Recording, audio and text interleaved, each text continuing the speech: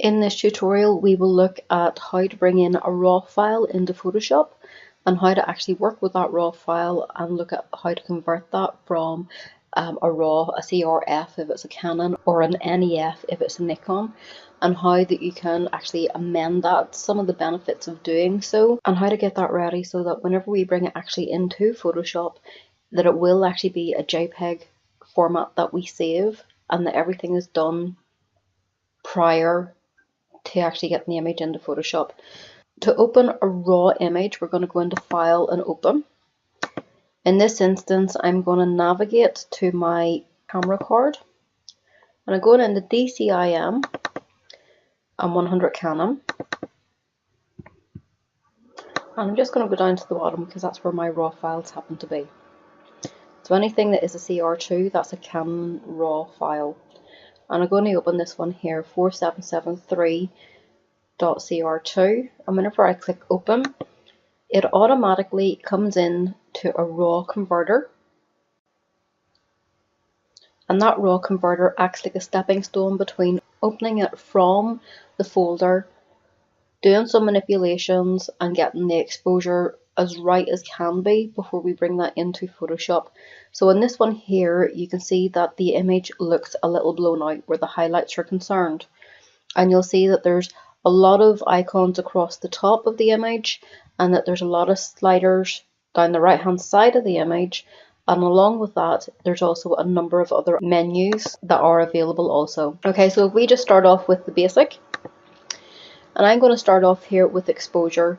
Now we have an auto and we'll have a default. If I click on auto, the computer does it for me automatically.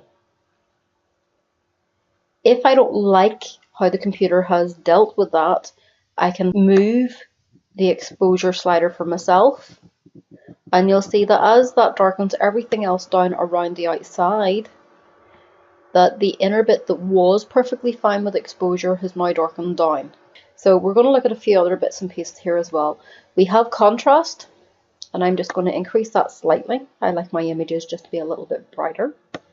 We have highlights, and if I just take that way down to the left, you'll see that the highlights get a bit more grey, and if I take it way up to the right, they blow out. You notice it more so when the yellow leaves at the top and the road at the bottom left. The shadows, if I take that to the left, the shadows get very dark, and if I take that up to the right, the shadows improve. This could be something that you could consider in order to make the exposure better both in the highlights and in the shadows. It's purely subjective, it's whenever you guys are happy with it. So I'm just going to bring that back a bit because I like my shadows to be a little bit darker. We also have a black and a white slider. If I take the white slider up to the right, you'll see that everything gets overblown again, and down to the left we're actually taking white out of there. And again with the black, if we increase that to the right, it gets lighter, so it does the opposite of the previous slider, and to the left it gets darker still. The standard that you're looking for is that there should be detail in the shadows, in the mid-tone, and also in the highlight area of your image. For this next bit, I'm just going to zoom in.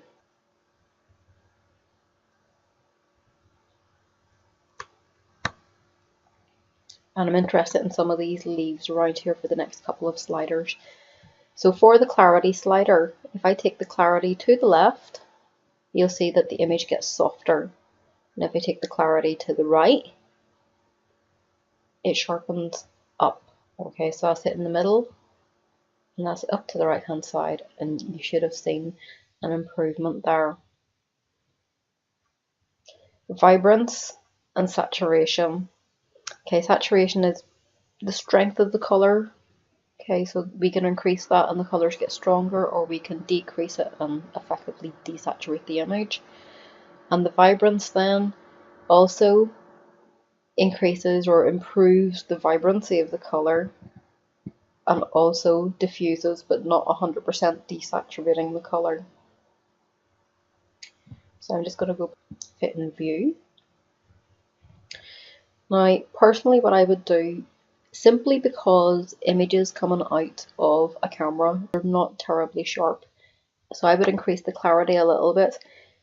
You will fall into a niche yourselves where you have a certain amount of clarity that you like to add in, possibly some vibrance, and possibly also some saturation. And it is purely subjective. Now, the one thing that's annoying me about this particular image, I feel that there's too much yellow. So there's two things we can do here. We can amend the color balance, or we can play about with the white balance, which is the same as the color temperature. If I go from custom to daylight, your 5950 should change, and also your tint has changed there as well, so it's incredibly green looking now. If I change it from daylight to tungsten, it should take on a blue cast. If I change it from tungsten to flash, it should get more orangey. And if I just go for auto, that's probably the best at this point in time.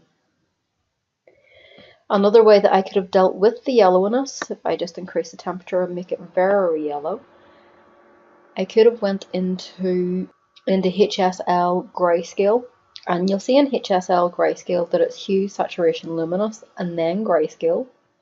So whenever I click on the saturation, I can actually decrease the strength of the yellows and increase the strength of the greens. And if there's any reds and oranges in there, we can tweak these until we're happy with them.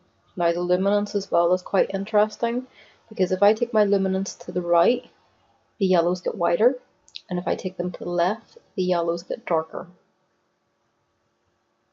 Okay, so this is similar to the hue and saturation. So whenever I click back up here on the hue, you'll see that the yellows range from orange to green. So I'm just going to take them more towards the orange spectrum, and it becomes a little bit more autumnal looking. So you can colour shift things along. One of the things that you should try to avoid is this digital looking green. And for me that looks somewhat natural. Now there's still a few bits to this that I'm not 100% happy about. And it's mainly this dark bit here. The rest of the exposure is reasonably fine, but this bit here in the middle that I'm currently hovering over, I'm not very happy with. So again, there's something we can do here before we take it into Photoshop. So we're making it as perfect as we can before we bring it into the manipulation software. So I'm going to click on the brush up here at the top, the adjustments brush. I'm going to increase the size of my brush and the softness. The feather is pretty large there, so it's a pretty soft brush.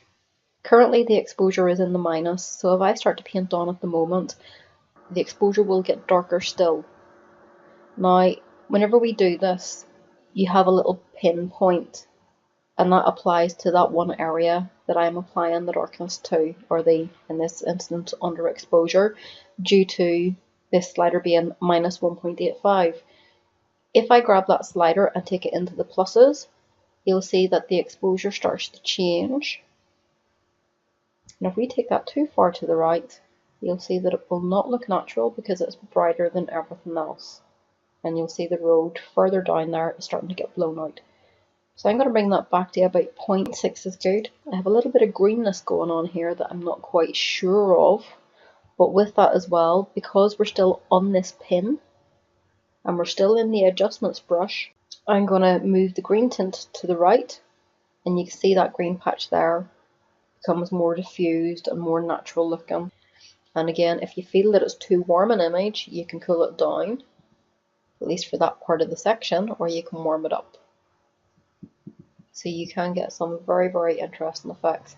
If you feel, and I'm just going to switch the mask on here, if you feel that you've painted in too much, do not worry.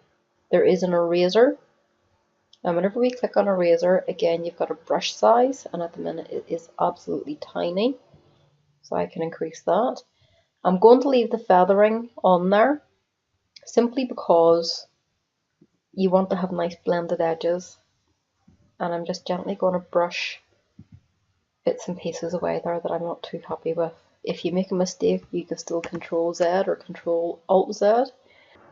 So you need to be very careful with the size of your brush. In Photoshop, whenever you use the eraser, at times you can lower the opacity of the eraser so that you still get part of an effect but not the full effect. On here that does not appear to be the case, but that's not to say that it's not possible. So whenever I take that mask off and I go back to the pin and click on that and add,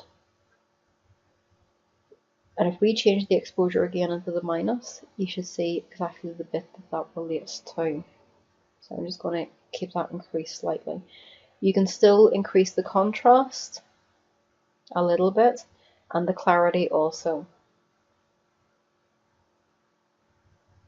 For some reason that little green band has just crept back in, so I'm just going to tweak that slightly as well. So I'm on the add, I'm on my brush, I mask, I can just add that little bit back in.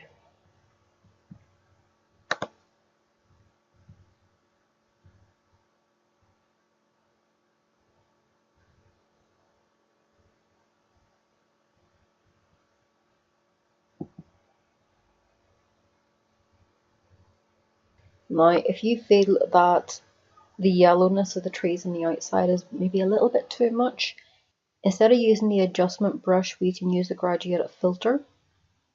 And what that allows us to do, it works in a very similar way to the brush, except it works with bands going across like a gradient. So if I just decrease the exposure slightly, because I want this to darken down a little bit, and I'm just going to click and drag from the top, and you should see that darken down a little bit. Now it's got very orange up there, so again I can cool that down through the temperature. I can take the saturation down and the contrast. I'm going to leave the clarity there. The highlights I'm going to reduce because I want this to be slightly darker, and the exposure another bit as well. Now if I feel that that's too much, I have two choices. If I zoom out a little bit, I can move my start point, which is the very dark part, and I can move the other point as well. So I can move that band and I can drag that out a little bit so that it's not just as bad.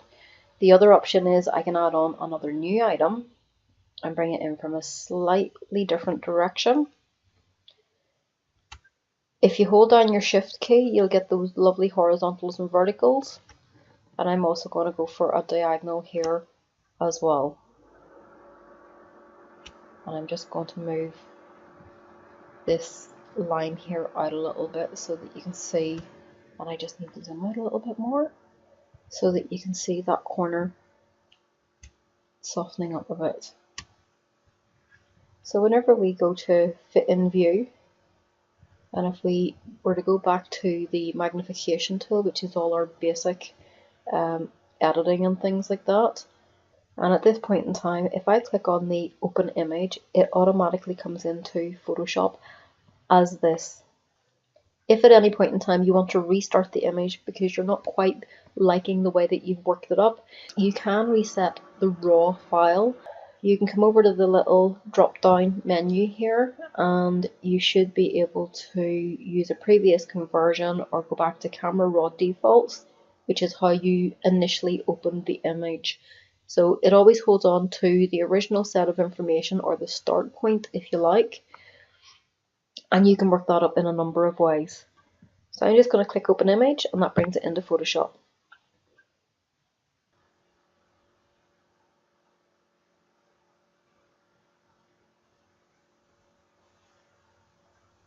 Once you've got it into Photoshop, you can do a number of things. You can look at extra sharpening, possible vignetting. You may want to superimpose another image on there and make a composite.